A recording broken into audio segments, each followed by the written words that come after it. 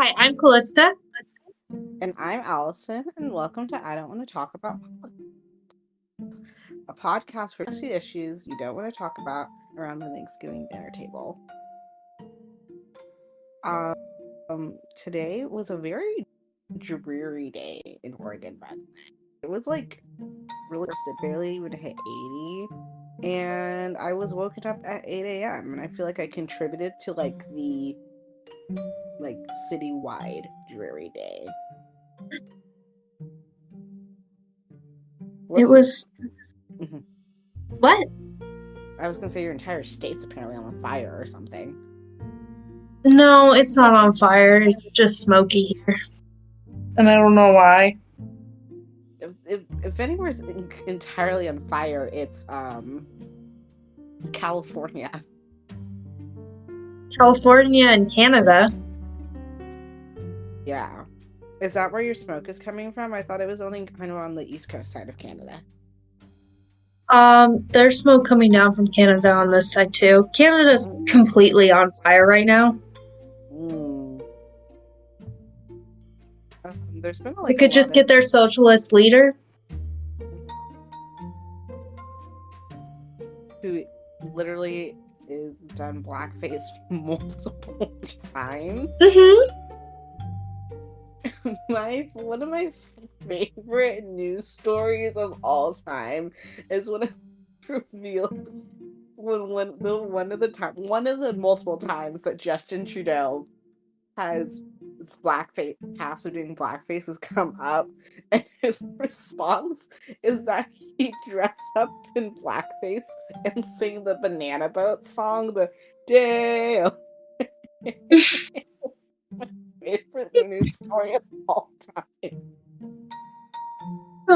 Yeah. My second favorite is truly everything going on in people who are exiting Arizona at the moment. Oh my gosh, yeah. So, I mean, one girl was full on taken out by a bison in Yellowstone. Oh, no, I have a news story right here. I'm gonna pull it up because this is so funny. And then what was one in Washington? Yeah, and then four Arizonans were killed in a car accident in Tacoma, Washington. Mm-hmm. So my sister and I decided that Arizonans shouldn't leave Arizona. You know what? That's fair. They were probably like, let's come up here to escape the record high temperatures, because they've had over 110-degree weather for 14 days straight now. They're like, let's escape it and let's go to Washington and Yellowstone. And that turned out like that was a bad decision. They should have just stayed.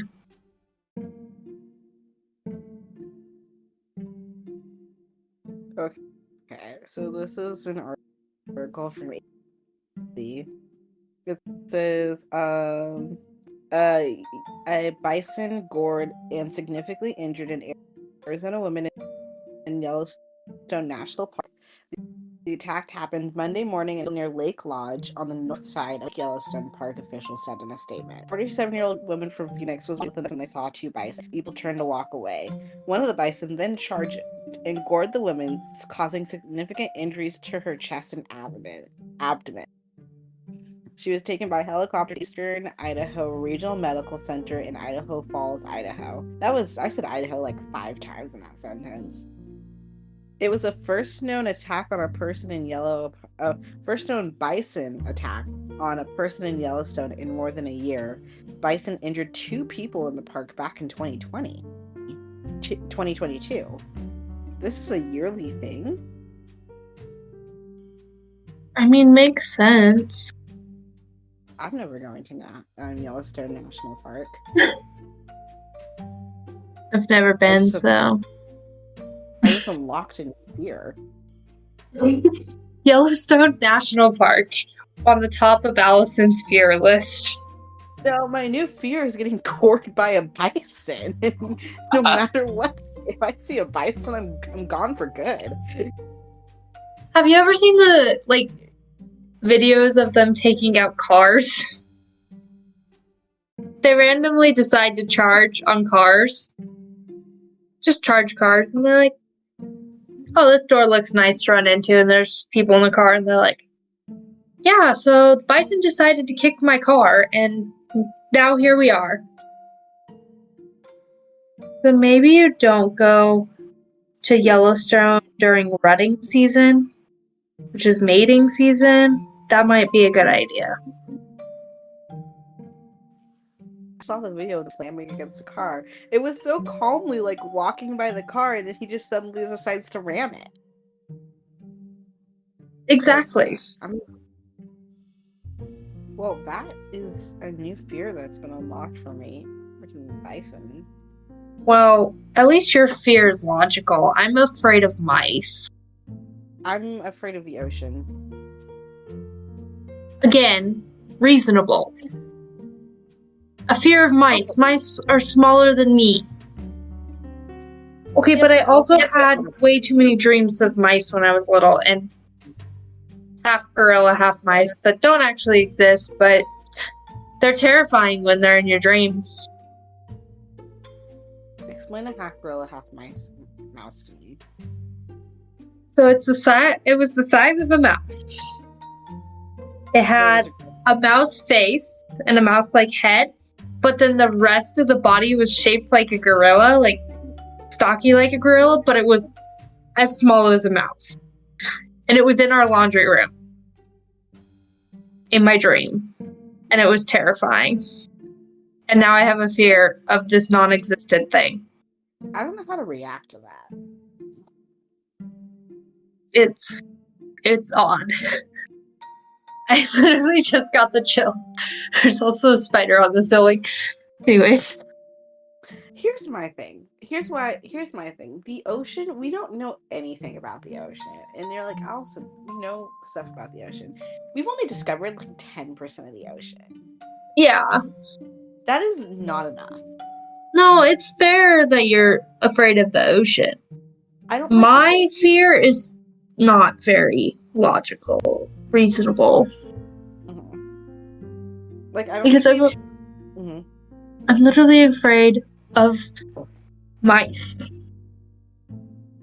I don't like whales, but I also don't think we should be like harvesting them for blubber, but I don't like trust a whale.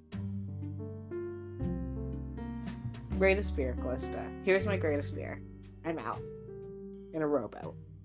Okay. I don't know why I would be in a rowboat. Maybe what happened, someone tried to murder me, but they didn't want to like murder me, so they took me out to sea, put me in a rowboat, and left me there. Okay. I'm in open ocean. Rowing along. Whale. Dun it. Dun it. Dun it. Dun it. Dun it. Decides that they want to truly do like a standing back tuck out of the water, which is the most unnecessary thing on the planet. I do not know why whales like jump up like that. And then I just go, I'm gone forever. Fair enough. Did you know orcas do that to dolphins for fun? They just like hunt them. Have I showed you my favorite video on? Probably. Is it of the one of the sea turtle eating like animals? Yes. I love that video. Remember the day we just watched jellyfish videos while doing homework? Yes. They were quite distracted. We just sat watching jellyfish. Watching videos for like 10 minutes. Yeah, I mean, we weren't actually doing homework. We were truly watching the jellyfish, but... Alright, shall we... Well, actually, Calista, do you have anything else that you want to talk about this week? No, not really. Okay. Let's get on to the news story.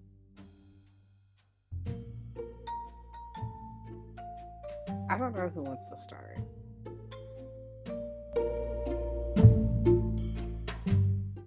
I actually heard about this story at work today because I was eavesdropping over my boss's shoulder while she was emailing people. But it was quite quiet today because for some reason no one wanted to come in. And so I just sat for an hour and a half in a chair and spun in circles.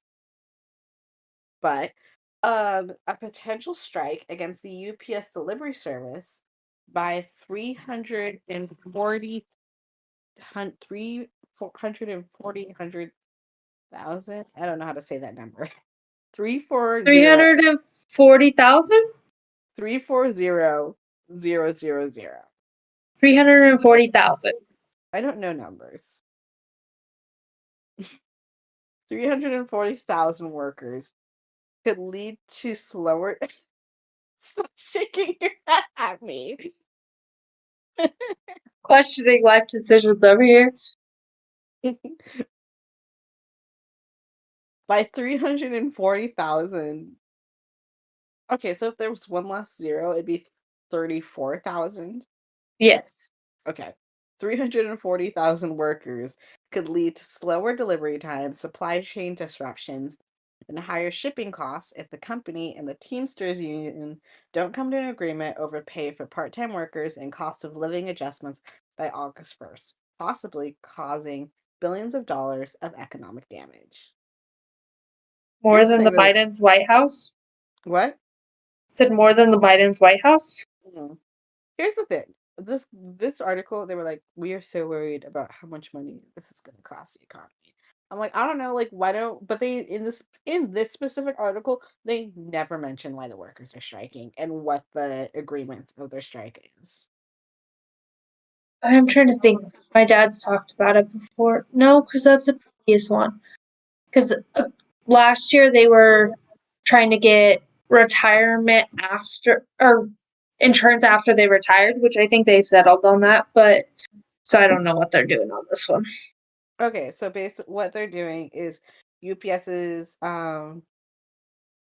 incorporated union's president called on workers prepared for a strike as a Teamster. Um, they want higher part-time wages, the last and for so they're renewing a 5-year labor agreement that expires on July 31st. So they just essentially what they want is higher part-time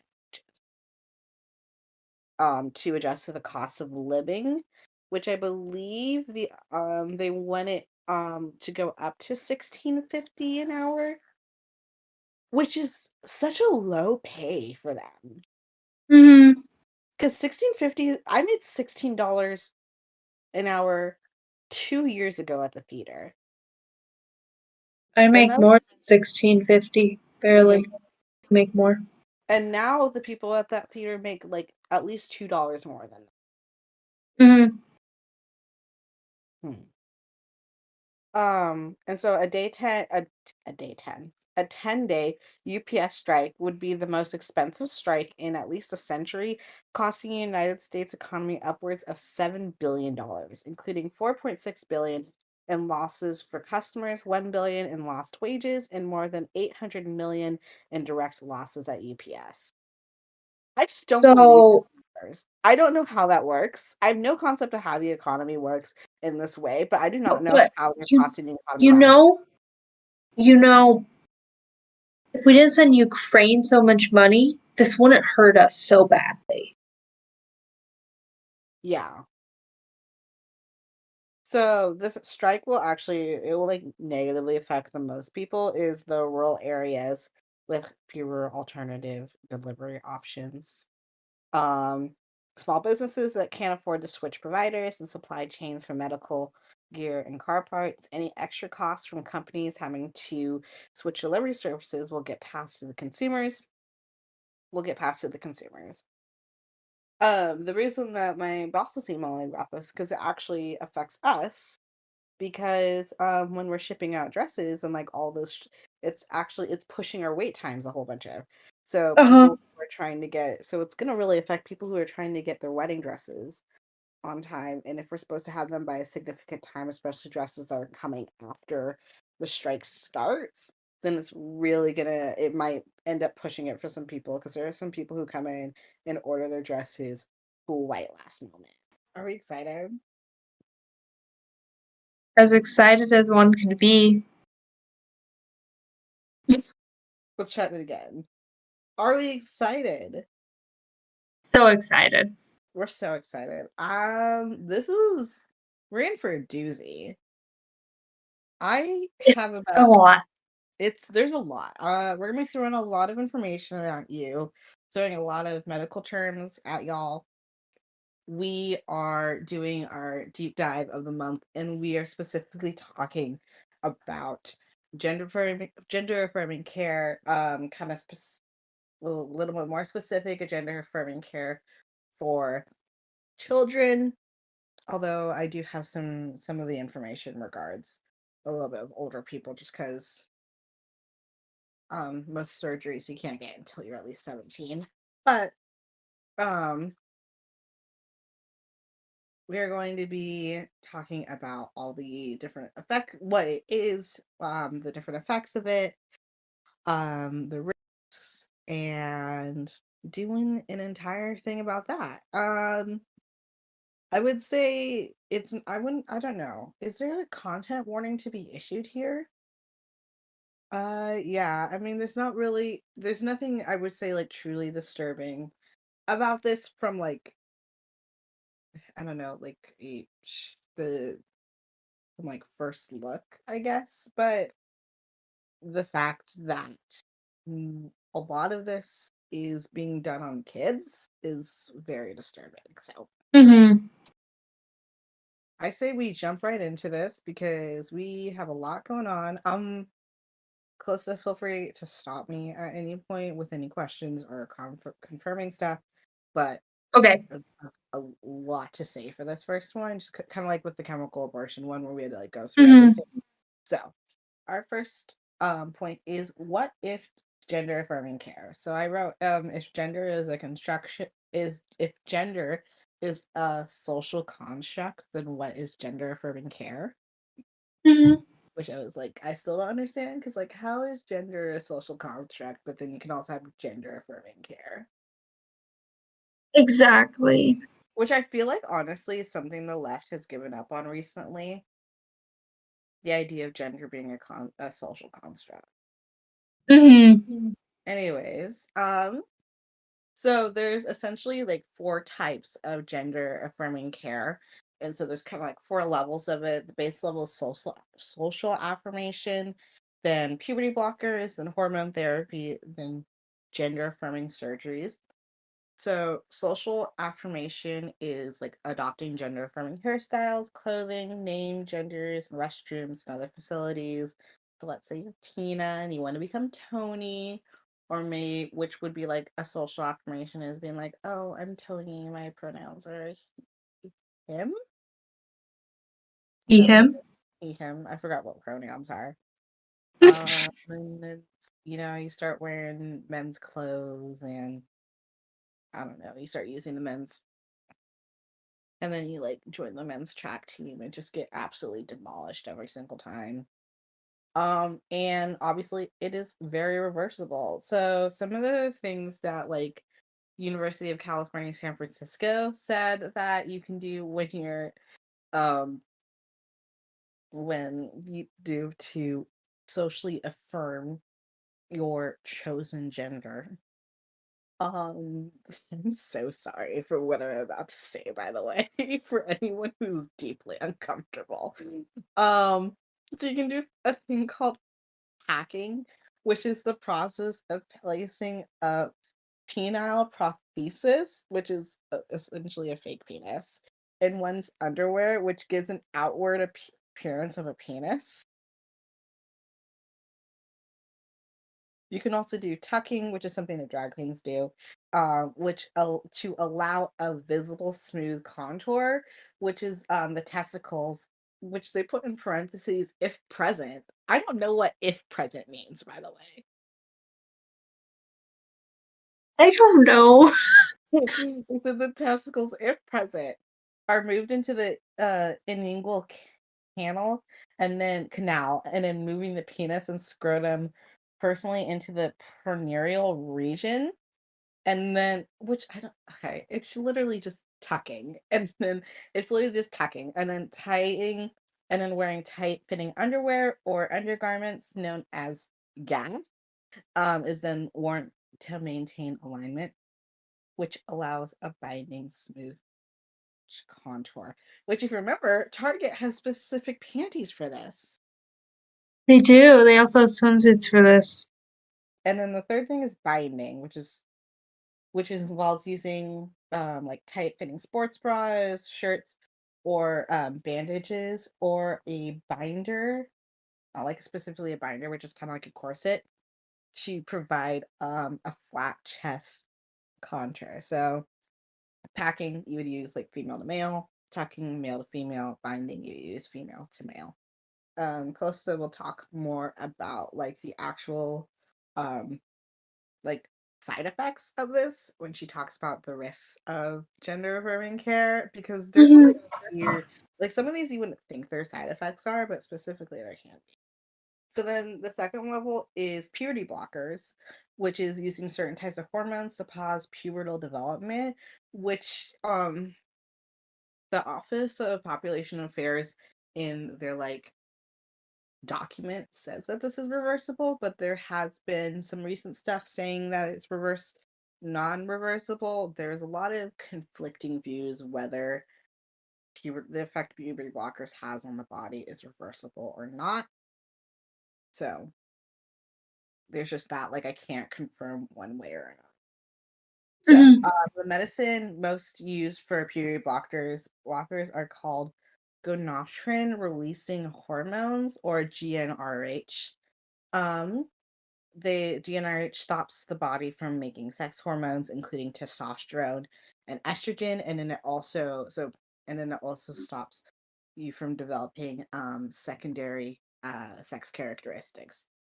So for female to male, they would take testosterone, which would limits or stop breast development and stops menstruation, and male to female, which slows the growth of facial hair and body hair, prevents voice deepening, and limits the growth of the penis, scrotum, and testicles. Treatment can begin at the start of puberty to delay the development of secondary sex characteristics, which would be physical changes like breast development, the facial hair, body hair. It can be used later to stop menstruation, erections, or further development of secondary sex characteristics. It's typically given as a shot as monthly, every 3 months, or every 6 months, and it also can be given as an implant under the arm to be replaced every 12 months, kind of like birth control. Um, Also, if you think about this, if it starts at puberty, they essentially begin it right at the start of puberty. So on average, most girls kind of start puberty between the ages of like 9 and 12. Most boys start the puberty like 10 and 11. So imagine a 9-year-old taking puberty blockers. So sad.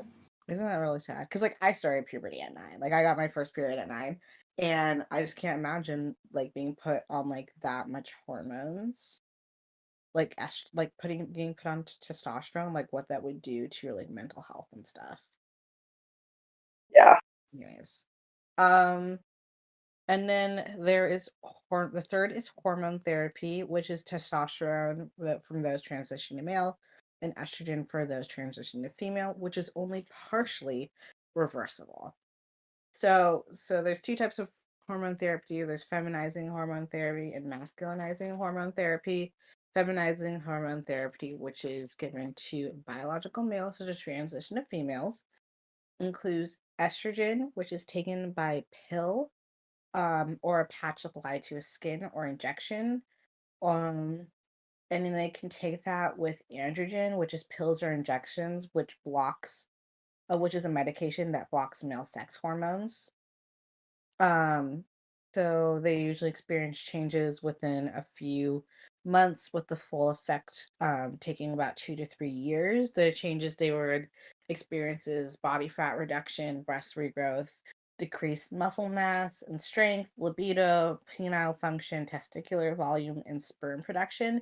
It also slows the growth of body and facial hair, and it softens the skin. I don't know why, but the softening of skin just kind of made me laugh. And then masculizing hormone therapy, which is female to male, includes taking testosterone, which is taken via injection, skin patch, or gel, which promotes the development of masculine traits and suppresses the production of estrogen, which you usually see the results of within 1 to 6 months, and it takes full effect, can take up to 5 years. Um, Experience changes such as body fat redistribution, clitoral enlargement, deepened voice, facial and body hair growth, increased muscle mass, strength, and skin oiliness, which I thought was odd. Hmm. And then normal periods, and then something called vaginal atrophy, which I'd never heard of, but it's when this it sounds incredibly uncomfortable. It's when the tissue lining the inside of the birth canal becomes thin, dried, and inflamed. Well, And like the side effects is it's super itchy. It's like super itchy and like it's all irritated and stuff. And it's like super dry. And I was like, oh, that sounds so uncomfortable. Like yeah. imagine living like that for 5 years. Ew. Hmm. Anyways, current guidelines suggest that 16 to 17 is the best time to start hormonal therapy. Although, according to Planned Parenthood, which I did not see this anywhere else, but this is the first thing that comes up when you Google this with Planned Parenthood, that some doctors they say 16 is essentially the best time to start, but they say that some doctors may start patients as young as 12. Oh my gosh. Which is like Planned Parenthood. Oh my gosh. I mean, not that they're great anyways, but now Not they're great really not anyways, great. but like, oh my gosh. And then finally, there is gender affirming surgeries, which are top or bottom surgeries / facial feminizations, as well as other procedures. And most of the time, these are not reversible. Mm-hmm. I'm about to throw a lot of medical information at you, and I'm really gonna try my best on this. Um, So, a vaginoplasty, which is feminizing gender affirmation, is a surgery to create a vagina which involves removing the penis, testicles, and scrotum. It's a one-stage procedure which involves rearranging tissue to create a vaginal opening and vulva, including length.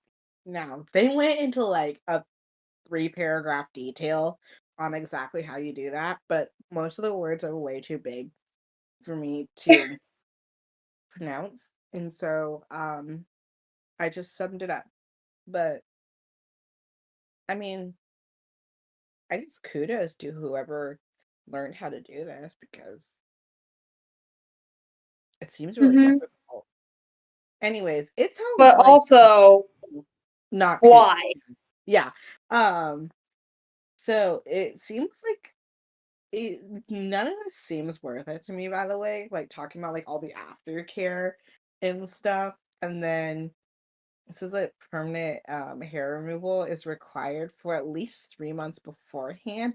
And specifically with vaginoplasties, there is a risk that you will never get feeling from there ever again.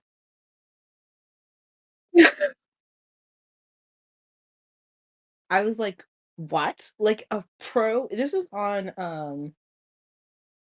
what was it? It's called like Trans Health Organization. So like an actual pro trans website said that. I was like, what? That's. Ugh. So a phalloplasty, which is the opposite, masculinizing gender affirmation, includes creating the penis, lengthening the urethra so you're able to urinate, and creating the tip of the scrotum. Um, creating the tip of the penis, creating the scrotum, a hysterectomy, as well as removing vagina, placing erectile and testicular implants, and skin grafting from donor tissue sites. And then they like listed So like a phalloplasty is a little bit different because vaginoplasty, there's like kind of one way that they do it, but phalloplasties, there's multiple ways that they do it, and it depends on where they take skin from. I didn't really look into like everything, like every Mm. individual way that they did it, but there's like in the references, I guess you can check it out if you're that interested. But they can take skin from like your back, from your thighs, from your stuff like that, which is actually quite interesting because when had my mom got a bilateral mastectomy a couple years ago to avoid getting breast cancer again. And when they were like reconstructing when they were doing her implants afterwards, because her left breast had so much radiation exposure, because the way that she got cancer in like the 90s, and the way that they did cancer treatment back then was like highly what's it called? It's not research. It was like a trial. And so they don't do it Mm. the same way because it's like way too hard on your body. But because she has so much cancer, radiation exposure, there wasn't a lot of muscles. And so they took um like muscle and like tissue from her back. And so she has like weird abilities to like flex her left boob certain ways because of it. I think it's quite interesting. I did offer some of my skin for her so that she could have like a little piece of me. But she said that she didn't want like a little brown patch on her body. She said that'd be quite weird. And did you tell her she was racist? I did tell her she was racist. Thank you for asking. Just wondering. Mhm. So you can also have top surgery, which is to create a male typical chest, which would be most likely essentially a bilateral mastectomy, and then they would just, I don't know, slap some nipples back on. Or you can do it to enhance your breast, which is just implants. Um, they can also do vocal surgery, which would help you speak in a more masculine or feminine voice. And they can do something called reduction tyochondroplasty, which in parentheses next to it is called tracheal cartilage shave. And that sounds so uncomfortable. I didn't want to look into it. Also, I would be terrified to get a vocal surgery because I would be so worried they would literally mess something up and I would never be able to talk again. Well, like Julie Andrews had vocal surgery because she had like throat surgery because of something. And because of that, she literally could never sing again. Yeah. And then like Val Kilmer had throat cancer and like Hmm. can't even speak. Like, I don't know. And so then you can also do facial or body hair removal, which you can do by lasering or some kind of permanent hair removal stuff. But yeah, do you have any questions, Calista? No. You're like, I don't want to hear about this anymore. Like, Um, can we just end the episode now?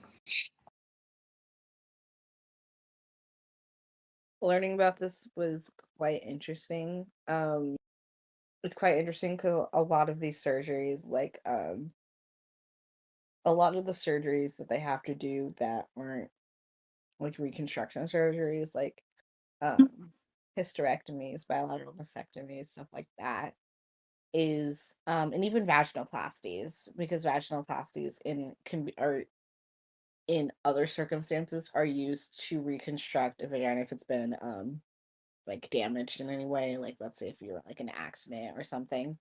And Hmm. um they're like used in like emergency or in situations where they are like required, in the fact that the people are like getting them just to like, I don't know, make themselves feel better and like make them be like, actually I want to be a girl, or actually I want to be a boy. I don't know, it just seems like disrespectful.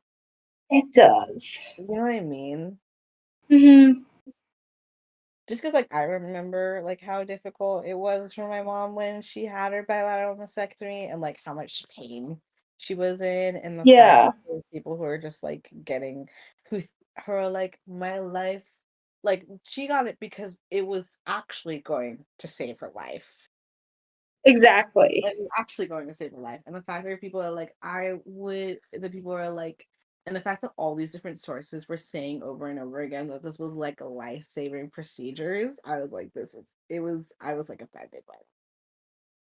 Yeah. Okay. Uh, Those are my thoughts. I am glad that I did that. This was a lot of information. I no longer want my brain. okay. Was that everything on that one? That was everything on that one. Okay, we are moving on to what are the risks of gender affirming care. Definitely was more of a challenging one to look up, but it was partly because I was trying to look directly at the risks, and they really lock down those risks so that more people go for this. They take a leap of faith and hope it works. But as Allison was looking up like the actual medical stuff, there was risks that came with those. Obviously, the risks depend on the procedure, whether you're having a surgery or hormone therapy, or you're just socially affirming your gender ideology, gender dysmorphia, whatever you want to call it. So some risks of social affirmations include when you're tucking, urinary trauma or infections, as well as testicular complaints. I don't know what complaints I mean, think by you the way. spelled that wrong. Complaints mean. Okay. I didn't spell that wrong. I copy and pasted it. No, you didn't spell it wrong, but I was like thinking complications. Nope, just But complaints. Just men complaining as usual. So, yeah. And then, so next is risks of binding. So, in some people with larger breasts, breathing may be restricted. Prolonged binding may result in breast pain, local skin irritation, or fungal infections. Like when you accidentally, or as you're like growing when you're little, and not when you're little, but when you're early teenager and as you grow, and then you put on a bra and you're like, Mom, I need a new one. This is too small. Like, that hurts. Like, imagine just doing that all the time on purpose. It's like if I'm like, actually, yeah, an extra small bra will definitely fit. The smallest size you can get. I just like can't imagine putting on like that's such a like that tight of a sports bra. Yeah, I would feel constrained. Like I would feel like I couldn't escape. It would hurt your like shoulder blades too. Yeah, like ow. And it would cut into your sides. And then you would just have like irritation. No, like why? Okay. Now I'm just getting annoyed. So we shall move on to the next form of gender affirming care and its risks: puberty blockers. 3, 2, 1. Side effects of using puberty blockers include effects of GnRH. Possible side effects of GnRH include swelling of the site of the shot, weight gain, hot flashes, headaches, mood changes. That's literally just getting your period. Yeah. Why would you want to do that on purpose? Why would you be like, you know what I really want? To get all the side effects of periods. I was having a hot flash at work the other day because of my period, and I literally had to open the freezer and stand and it. I used to do that when I worked at Subway. We didn't have air conditioning in my Subway, so I used to go stand in the freezer. Yeah. So use of GnRH treatment for too long might have long-term effects as well. So it has effects on your growth spurts, your bone growth, your bone density, and can have effects on your fertility depending on when the medicine is started. If individuals assigned male at birth begin GnRH analogs early in puberty, they might not develop enough skin on the penis or scrotum to be able to have some types of gender-affirming surgeries later in life. But other surgery approaches usually are available. What? Why are there other surgery approaches available?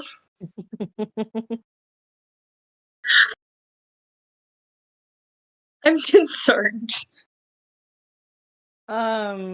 This is concerning. It doesn't mention here, but in that specific article, they say that those who start these puberty blockers young often have to take special supplements and medicine in order to increase their bone density and bone growth, because it will prevent them from, they will get weak and feeble bones. Yeah, that makes sense. So imagine that you already have your kid on some kind of pill. You probably have them taking Tylenol or ibuprofen or Advil or a combination of the three. So that's more pills because of all the stuff that they're going through. They're probably taking Midol or something like that as well. And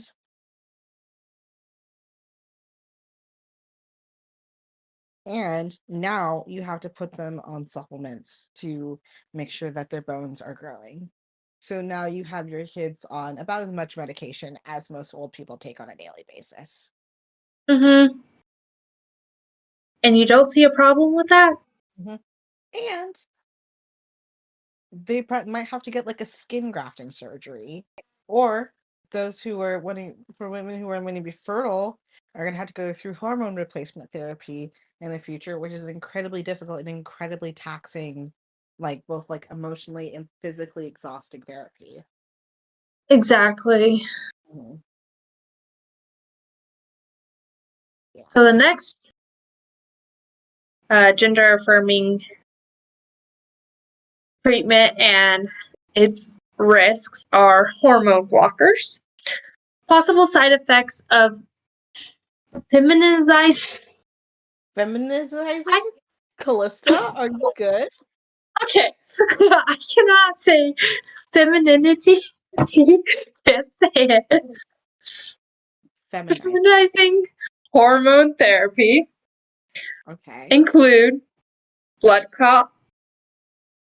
3, 2, 1. Blood clots. Gallstones. I've heard those are painful, so why would you want to put yourself through that? Headaches or migraines. Heightened risk of diabetes and heart disease. And nausea or vomiting. These sound very much like chemical abortion side effects. That's what I was thinking. Possible side effects of masculinizing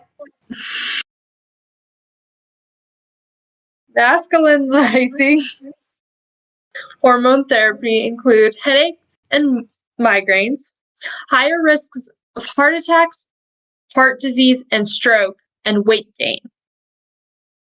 Why would you want to put yourself in a situation where you have a higher risk of heart attacks, heart disease, and stroke? We already have a higher risk of that in society today. Why would we want to put more of a risk? Exactly. And then some other risks include for bottom surgery, it may lead to changes in their sexual sensation or trouble with bladder emptying. And then with risks Sheesh.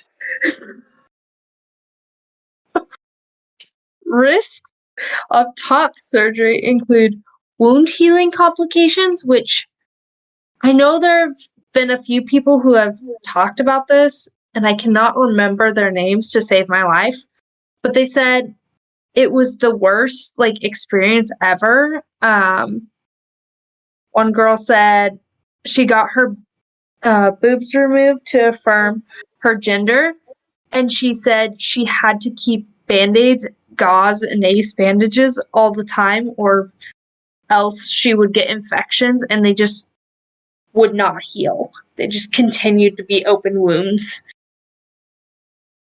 And then with all surgeries, there's a risk of bleeding, infections, and then side effects of anesthesia, obviously. That's any surgery. And then overall, the biggest risk is getting this all done, and it doesn't work to affirm and fix your gender dysphoria. Mm-hmm. Yeah, so that's that. My favorite was most of the articles were yeah, so the biggest effect of gender affirming care is not getting gender affirming care because you might be more suicidal. Okay, so let's talk about the FDA.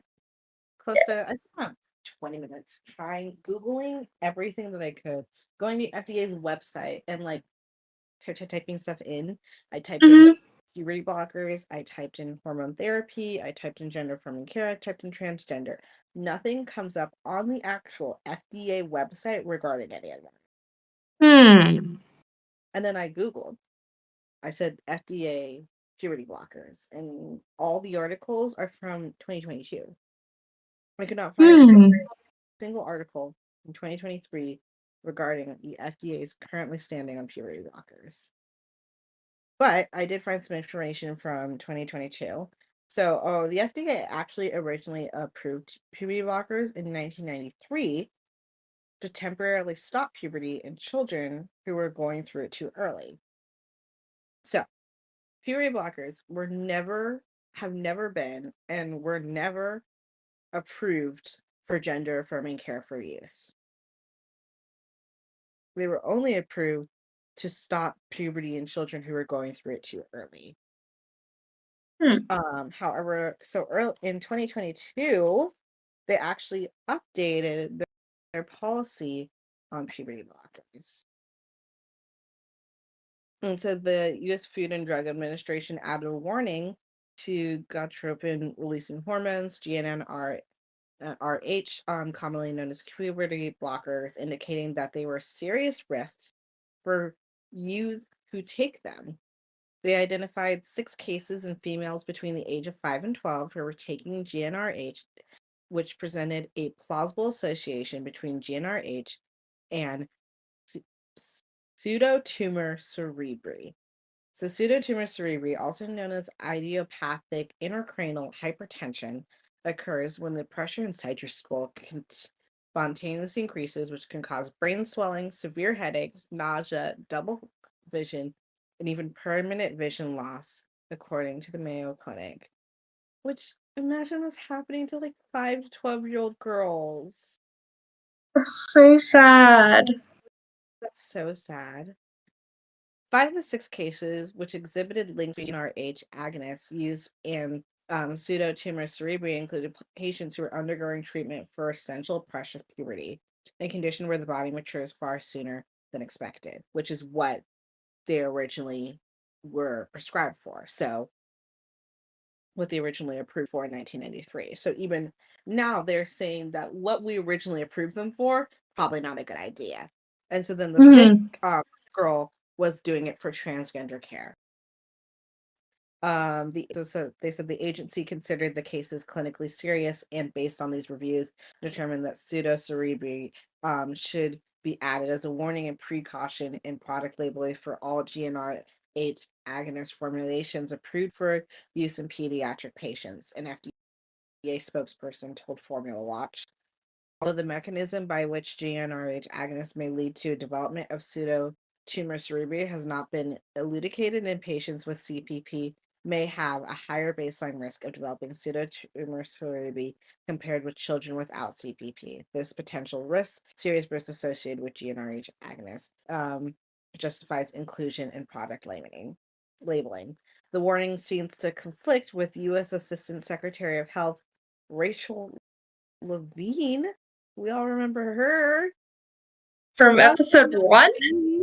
When we said some very mean things about her in our first episode. We did. Claim that there is no argument among medical professionals that youth access to gender-affirming care, such as puberty blockers, is valuable and important, which is actually not true. And all these things saying that are actually not true. When they're saying FDA approved these, once again, the FDA never approved puberty blockers for gender-affirming care, and they still have it. Mm-hmm. So Levine's critics have charged her with conflating components of LGBTQ equality with those seeking to limit minors from accessing certain and potentially life-altering gender transition therapies. She says the opponents of LGBTQ equality have targeted trans and queer youth to score political points, all to distract from the fact that they do not have any solutions to the problem that we face today, said Levine, speaking in her own personal capacity, according to Fox News. They have stooped so low as to try to punish parents criminally for seeking gender-affirming care for their children who need it. Levine added, every major medical association agrees. Gender-affirming care is life-saving, medically necessary, age-appropriate, and a critical tool for healthcare providers. I'm reading that again after all that we've learned. Every medical association agrees gender-affirming care is life-saving, medically necessary, age-appropriate, and a critical tool for healthcare providers. No, it's not. Florida Department of Health spokesman Jeremy Redfern, whose agency updated its guidelines early this year, which was 2022, to restrict minors from obtaining gender transition therapies, told Fox News' Levine's claim that every major medical association agrees offering so-called gender-affirming care saves lives isn't data.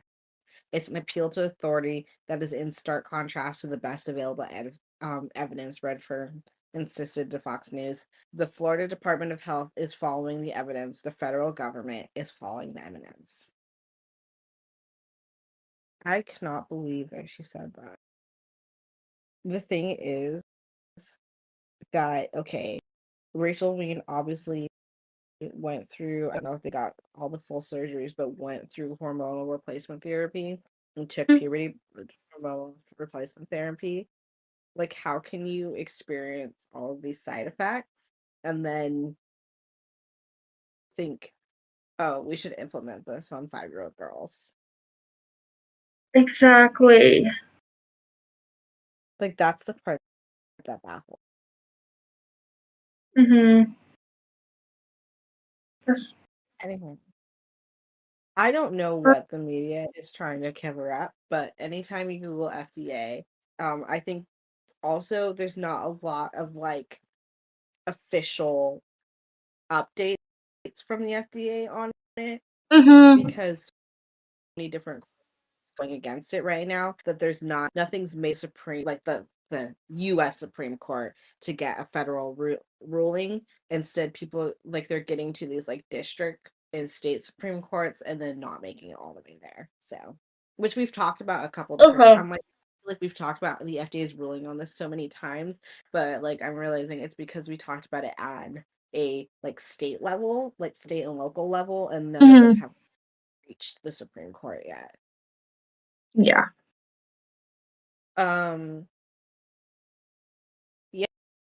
Yeah. I also don't know why they don't have anything. There's like a really confusing information thing that I just couldn't figure out, but it's crazy, and I don't know if it's not looking hard enough, or if I really don't, or if they really don't have anything, because that's what I'm going with. Exactly. Okay, are we ready for gender-affirming care survivors? Yes, I'm actually really excited about this. So, detransitioners are more common than the media wants you to know. They only want you to see the happy boys and girls, men and women who have transitioned. They don't want you to know that people are not happy as their new selves. They think, oh, everyone's happy. Let's just promote those stories, but not talk about any of the other stories. The ones that actually matter, the ones that would save more people's lives, save people from all these complications and risks that we talked about. In a survey of 237 people done by the Society for Evidence-Based Gender Medicine, 92% of people were born female in the survey, 2/3 transitioned both medically and socially, 1/3 transitioned just socially, 46% underwent gender-affirming care and not just hormone therapy. So in the survey, they found some reasons. The average, hold up. First, let's do the ages. The average age of transition was 18 for social transition, 17 for females, 24 for males. Which the fact that females are so much younger, and this was done in 2021. I forgot to point that out. The fact that like the age of females is so much younger, it's like you can tell it's because they're not like we push all this stuff on females or teenage girls. We're like, you have to do this, you have to be this way, you have to do this. Well, And so then they don't Mhm. feel right. Well, like it's kind of like what we were talking about the other week, a couple episodes ago. It was a bit. It was like at least a month ago, with the story about the girls' parents who were suing the school, Mhm. and they talked about, and the teacher told them that they were transgender because they were uncomfortable in their bodies and felt Exactly. more susceptible to kind of being uncomfortable in their bodies because like society's Mhm.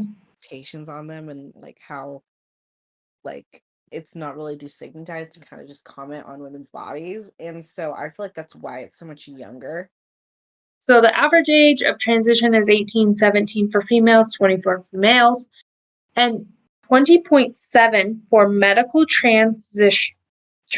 So what is a 20.7-year-old? Have no clue. It's a weird number. So 20 for females, 26 for males. A quarter of the respondents began medical transition before 18. The average age of detransition was 23, 22 for females, 30 for males. So for roughly 5 years after the females transitioned and roughly 6 years after the males transitioned was when they started detransition. On average, detransition occurred roughly 5 years after the transition was initiated, which is what I just said. Okay, it's quite interesting that females detransition faster than males. It is, but also you can tell it's because of like social pressure. It's the moment they get out of, I wonder if it's like the moment they've removed themselves from whatever social bubble that they were in, that they were so heavily influenced by that. Yeah. I would be interested to see the results if this was done now, even though this survey was only done 2 years ago. But I feel like there's an even greater push for all of this, Yeah, I especially think. younger. Mhm. And so, like, actually, honestly, we want to get results until like 2 or 3 years from now on like the people who transitioned now. I think that we would see actually a higher amount of males that Mm-hmm. transition. I would say we higher amount of males younger, but I would Yeah. say that we see a higher amount of females detransitioning. You know what I mean? Mm-hmm. Like there'd be a higher percentage of Yeah. males who transitioned, but there would still be a higher amount of females detransitioning, and I don't think there would be that many males detransitioning. Exactly. So some of the reasons for detransitioning include 70% of people saying they realized that their gender dysphoria was related to other issues. It was not. Maybe. 62% said health concerns. Weird. Transition did not help with my dysphoria was 50% of people's answer. 45% of people said they found alternatives to deal with their dysphoria. So it really gets me. 44% said they were unhappy with the social change.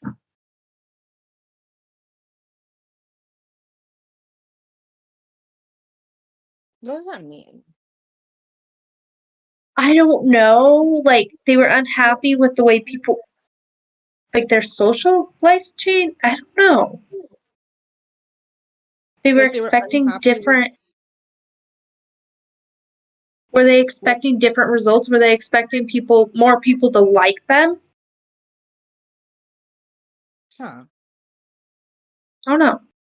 43% said because they changed their political views. That would be awkward. Yikes. Like, yeah, so I transitioned and then realized I actually was like an extreme conservative. I actually am a member of the U.S. Pirate Party. Yeah, So actually. I think the U.S. Pirate Party's official stance on trans is that they don't care. Yeah. As long as you're not like them with the camera, you're fine. 34% said they detransitioned because dysphoria resolved itself over time. Maybe we shouldn't transition our tiny children. It's almost like it's a phase. Yeah, it really is just a phase. Mm-hmm.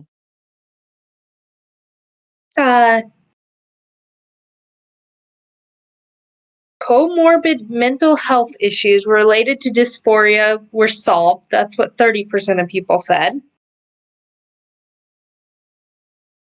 30% of people said they were unhappy with the physical changes. You decided you liked you're a guy and you decided you actually, liked being a guy, you liked your parts. 13% said lack of support from social surroundings. So you transitioned hoping to get support from like the social atmosphere, like people around you. You weren't getting enough attention, which I feel like this kind of goes along with like our family vlogger episode and how people use their kids for attention. The people that are transitioning their kids really, really young, and like you're 100% using it for attention. Oh, 100%. Which is affecting these kids' lives. Especially if you're documenting the entire thing. Mm-hmm. And so many of them are. And it's so sad. I don't know why this one. 12% of people said because of financial concerns.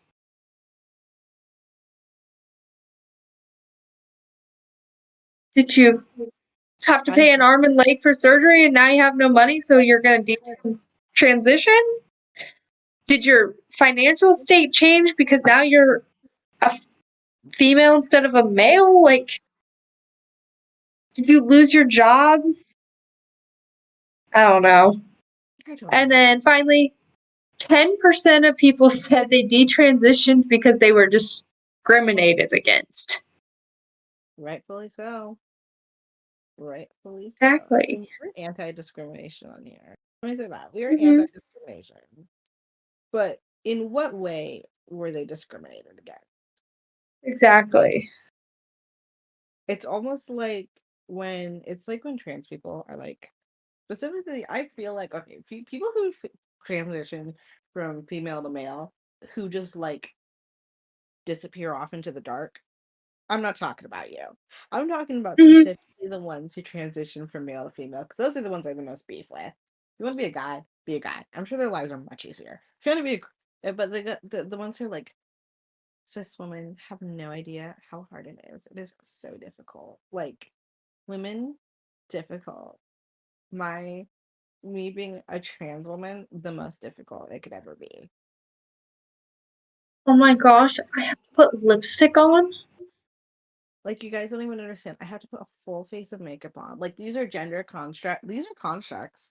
These are the gender Mhm. constructs that you're talking about, that you're playing into, that you're holding Mhm. yourself to, and in turn, when you declare that you are holding yourselves to these standards, you are also saying that any woman who doesn't hold themselves to that standard is less than. Uh-huh. Everyone on TikTok's like getting mad at these like trans men to women who are complaining. People who are like transition men to women who are like complaining about how much their lives are so much harder.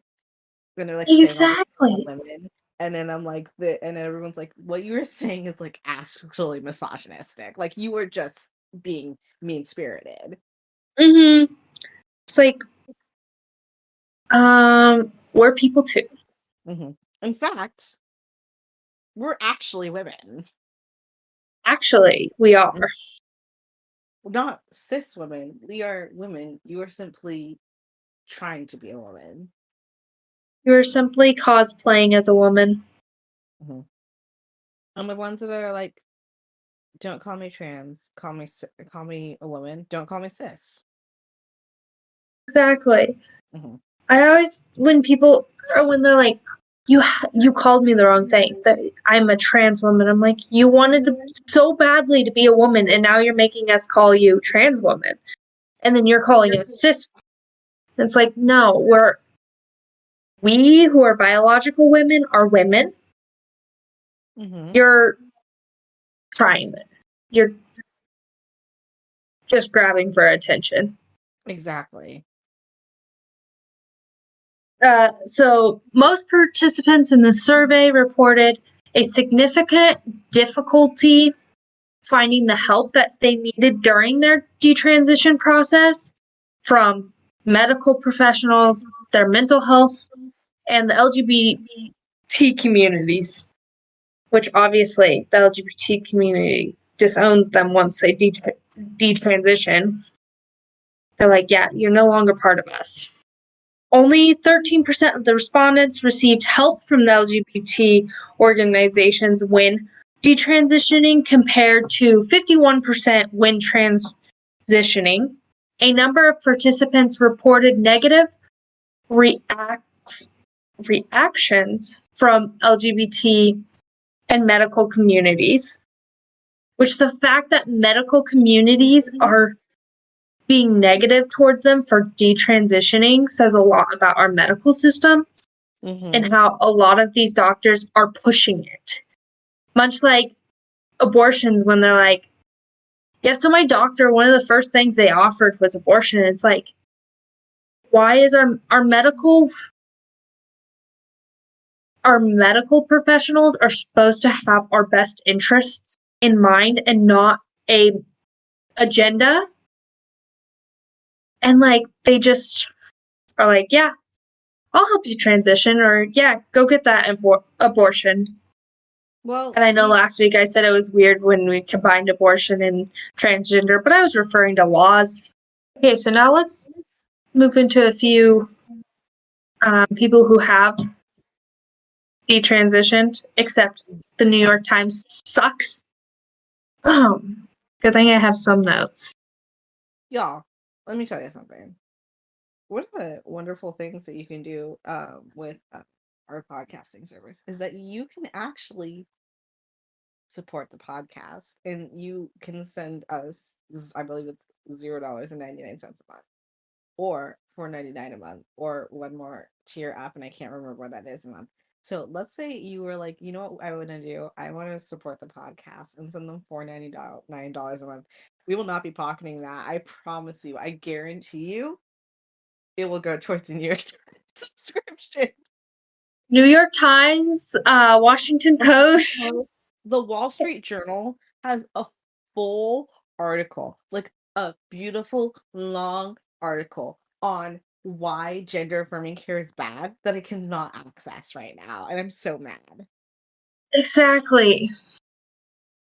All I'm saying, 3 people: New York Times, Washington Post, Wall Street Journal. This is why traditional media is dying. Exactly. Social media is free. The New York Times is not. Okay. So now we'll talk about some people who have detransitioned, even though we're just going to go with some people who have detransitioned, who have spoken out about their transitions, include Chloe Cole, Alyssa, Ray Shoup. Chloe transitioned as, wow, my notes. Try this again. Chloe transitioned as a teen and now regrets it. Chloe decided she was transgender at the age of 12. At 13, she was put on puberty blockers. At 15, she had a double mastectomy. No. Mastectomy. No. Nope. Mastectomy. A double mastectomy. A double mastectomy. Double mastectomy. We're going with that. Less than a year later, she decided that was a mistake. She decided she no longer wanted to be a guy, and she now speaks out about it. Like, she spoke at Turning Point events, and she speaks out about how the decision was terrible and like it hurt her. Rapid onset gender dysphoria to describe this subset of transgender youth, which typically is biological female, who becomes suddenly dysphoric during or shortly after puberty, which Littman believes this may be due to adolescent girls paying attention to influence on social media, which this is much what Chloe Cole went through. Mm-hmm. Was she felt pressure from like media and then like just everything around her. Because she's only like 17 now. She's real young. She might be a little bit older now, but not much. And then there's also Miss Shupa, I don't know her last name. Miss Shupa was the first American to legally change her sex to non-binary. She was also an outspoken transgender advocate, and now at 59, she has gone back to living as a woman. So this one's an older, like not a teen coming out, detransitioning. So it's some are realizing younger, and then others are realizing older that like, oh, this is not how I want to live my life. But yeah, there's a few other people. She joined Instagram at 11, which she decided she was a boy at 12. She goes, I started being exposed to a lot of LGBT content and activism. She said, I saw how trans people online got an overwhelming amount of support, and the amount of praise they were getting really spoke to me because at the time I didn't really have a lot of friends of my own. That statement says it all. And I think it also says a lot about her parents too. Mm-hmm.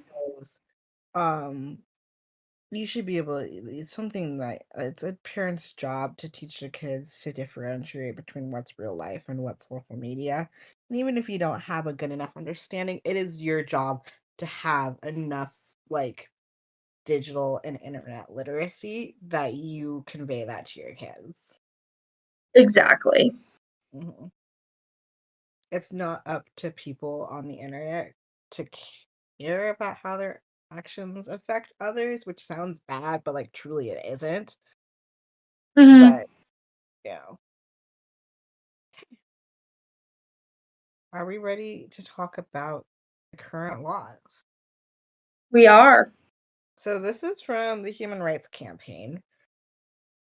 And this has a map that it says the map is attacks on gender affirming care by state. And this map was updated is updated every Monday by approximately 12 p.m. Eastern. So it was last updated last Monday. So it has a map of where gender affirming care is impacting youth. So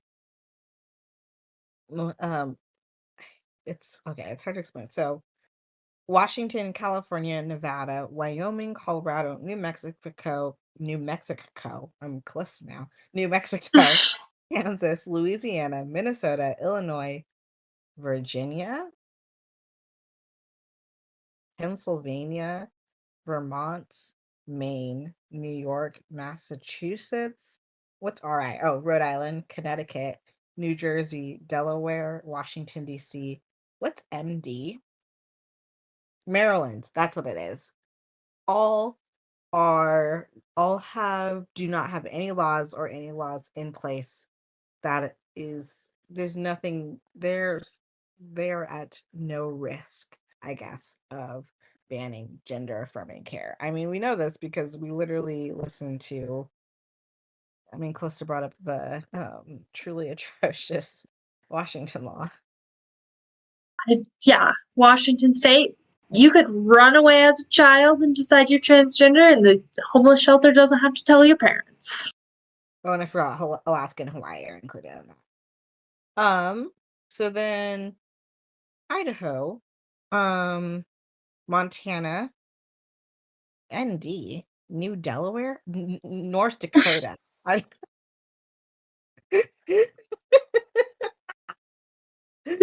Delaware.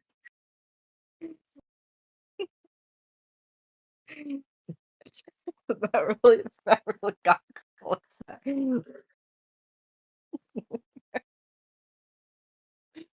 New Delaware. North Dakota, South Dakota, close to NE. What's NE? Nebraska? Nebraska. Iowa, Utah, Arizona, Texas, Oklahoma, Arkansas, Alabama, Georgia, Florida, Tennessee, Kentucky, Indiana, Mississippi. What's MO? Missouri. Yeah. Sorry. Missouri. Missouri. And then WV, West Virginia. West Virginia. Close. I'm really struggling on these. All those states have a law or a policy that bans gender affirming care on for age under 18. That's passed. So it's good to know. And then Oregon, Wisconsin, Michigan, Ohio, South Carolina, North Carolina, and New Hampshire all are in the process of trying to ban gender affirming care, which I didn't know about that about Oregon. But I think they're trying to say that, but really the only bill that I've seen is the one that is literally just like a mirror of, or it's almost a mirror of Washington's bill, but the senators had staged a walkout, so it never ended up getting passed. So anyways, according to this, 30.9% of trans youth live in states that have passed on gender affirming care, which, like, are you a trans youth if you've not transitioned? Exactly. And then 13.2% of trans youth are at risk of losing access to gender affirming care.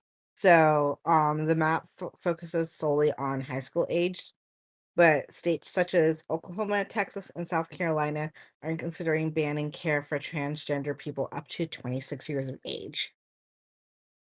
Which I haven't heard anything about that. I don't know if you have. No, I have not. So I have a feeling that they're just exaggerating or Hmm. just. Oh, this is so funny. They said that gender affirming care, gender affirming care is age appropriate care that is medically necessary for the well being of transgender and non binary people who experience symptoms of gender dysphoria or distress that results from having one's gender identity not match their sex assigned at birth. By preventing doctors from providing this care or threatening to take children away from parents who support their child in transition, these bills prevent transgender youth from accessing medically necessary, safe health care backed by decades of research and supported by every major medical association representing over 1.3 million US doctors. Do you think these people like look themselves in the mirror when they're writing this ridiculousness? No, I don't know why. I just don't understand why the left pushes this so much. I don't understand either. It's like baffling to me. Hmm. Anyhow, that's all I have for that. Um, Okay. it's kind of hard to like track since it's not like a federal issue, it's like a state by state issue until it gets to a federal issue. Exactly. Okay. So, the future of gender affirming care. If we don't change the way we're going, we're going to have a lot of issues. Like it'll start turning into kind of like abortion and how it's like, well, they're all they're all being performed safely. Hmm. Safe, legal, rare. Safely but rare, but it's not the case in either situations, but if we continue the way we're going, it's going to become even more apparent. And then we're going to have all of these people either detransitioning and then realizing, oh, I'm infertile now. I can't have a kid. Or I Exactly. have these giant scars on me that I regret. And I don't It's know what else. it's going to take and it's taking the same route that abortion is taking. They're like safe, legal. Well, like this used to be. They're like it's medically necessary and incredibly rare. But now they're like, Mm-hmm. there's over 300,000 kids in the United States who are without access to care, and like now they're like, Exactly. children need this care or else they will die. Like it's medically necessary and life saving. Or else they will die of suicide. And it's like, well, maybe there's other issues. Or maybe the reason that they think that it is life saving, maybe the reason that they're having these issues is because you're the one who's pushing on them that they need it Mm-hmm. or they will or they should might as well kill themselves. That's what they're saying. Exactly. You need it or you'll Basic. kill yourself. Yeah, it's like it's not necessarily the child causing or like feeling this way. It's a lot of pressure from parents, teachers, social media, the want for attention. There is no such thing as a transgender 5-year-old. No, they No. don't even know who they are at 5. Mhm. I'm sorry, y'all remember how you were at 5? I have like 2 memories of 5. I think I have a memory of turning 5. That's my only memory of 5. I think I it's broke my important. arm at 5. You only wanted to be when I was 5, an astronaut.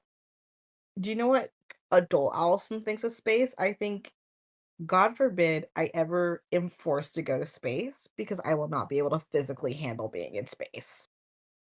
Like, I can't, my mental capacity cannot handle being in space. And so that's Hmm. Allison, you at 5 years old want to be an astronaut? And then they like force me into like lifelong astronaut training. They're like, And now I just and have so to be in now space. they Send force me, you to live in space they send me to the moon. They like at put me 5 years old. they put me through like intense astronaut training and then send me to the moon. Exactly. And then I'm here 15 years later being like, well, I'm on the moon now. I don't even like space. You're like, I don't understand. Like, I don't know why I'm here. This is not, I don't like this. I want to go back. Because at 5 year And old, then, mm-hmm. and then if you decide, okay, 15 years later, I don't like space, readjusting to from living in space for 15 years. So living as a female, if you were a guy for living as a female for 15 years, like that readjustment is going to be one, very hard, and two, it's going to have effects on your body, just like if you lived in space for 15 years, which is impossible, I know, but for the sake of this scenario. And then I would straight up sue my parents. Mm-hmm. I hope people start suing their parents for child abuse for that. Exactly. Like, 100%. Like, they affected your whole childhood, they affected your whole life. Like, They've caused you irreversible mm-hmm. irreversible like hormonal and like issues for the rest of your life, as well as like not even beginning to cover the like amount of therapy you're gonna have to work through. Exactly. Okay. Do we have any concluding thoughts on this issue? Did you learn anything new? What's something that you learned that you didn't think you were Um, I'm still confused about a few things. like Like, testicular complaints? yeah, like I knew there were risks and I knew kind of what each of the like procedures were, but like when you actually look into it, you're like, that's what they do? Why would Yeah. you want to do that to your body? Mhm.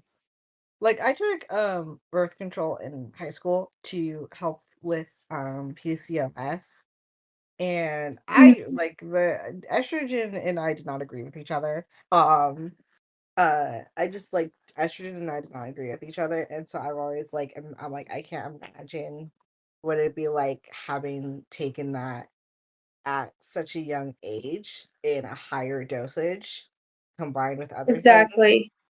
And estrogen is already something my body is naturally supposed to produce. I'm supposed to produce Mm-hmm. estrogen. So the idea of taking testosterone to repress that, and like I just can't imagine being on like hormones, like people birth control can be good thing for some people, but it can also really mess you up. And Mm-hmm. the idea, and like that is something that as a female, it has hormones you're already supposed to have. And the idea Mm-hmm. of putting something in your body that was never supposed to be there in the first place, that your body tries to reject, and that you keep kind of forcing in month after month, and you have to Mm-hmm. wait years for it to take its full effect. And within that, you're affecting all the side effects. And the fact that they are pushing this on like Planned Parenthood said as young as 12 years old and calling it therapy and medically necessary and life saving is can Mm-hmm. safe is absolutely insane to me. Exactly. Like, so, it's so, I don't even know. I can't imagine doing that to your kid. Do these parents not ever at any point feel regret? Do you like how do you not like okay, obviously your kid's gonna be in pain. How can you not see your kid in pain and want to help? Exactly. God made you perfectly in his image, and we're saying actually God doesn't know what he's talking about. I'm actually a boy and you should accept that I'm a boy, and I am going to have all these surgeries in order for you to affirm that I am a boy. Exactly. Well, that's depressing. That is.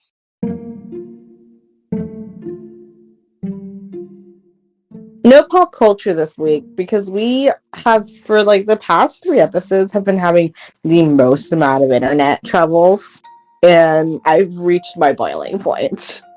Yeah, I don't know why all of a sudden. We've been fine the entire summer. I was like, I thought we worked out all of the remote recording issues. Apparently not. I blame Craig. Yeah, it's Craig's fault. Anyways, thank you so much for listening to this week's episode. Oh, I don't want to talk about politics. Make sure that you check us out on Instagram at IDWTAP_podcast.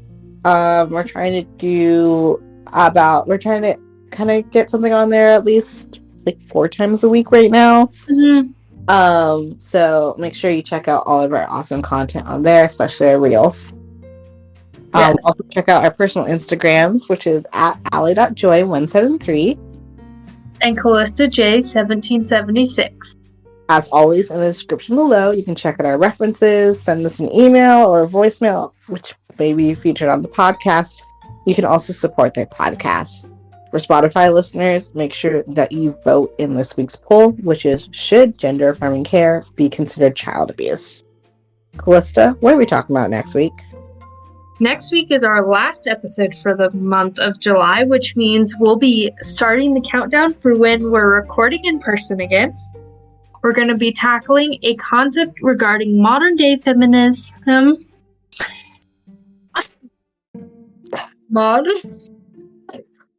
Modern-day feminism.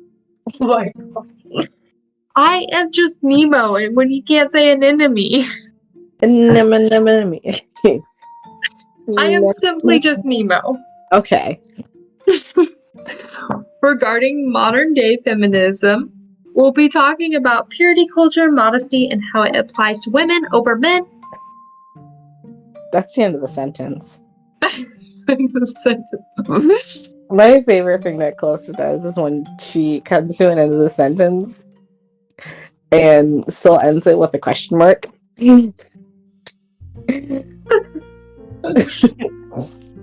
It's like, I think in another life, or Calista was like always destined to speak Spanish, but didn't. Because, you know, like Spanish, like with like question marks or like exclamation points, they put at the beginning of a sentence, so you know that it's ending with a question as a question.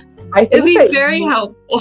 I think that Spanish was supposed to be your first language. And then I can't speak Spanish to save my life, and I took 2 years of it. I took 4 years of Spanish, and I know like 5 words of Spanish. I'm taking another year. I had to take another semester of Spanish too. Okay, thank you so much for listening to this episode. It's probably going to be pretty long, but we appreciate you sticking around, and we love doing this type of research. It's always fun. Mm-hmm. And it's always fun to learn new things, even if some of those things are slightly more disturbing than others. I thought you were going to say, even if some of those new things are Calista can't say big words. Or testicular complaints. It's an awkward episode. It was an uncomfy episode. Thank you so much. We'll see you next week.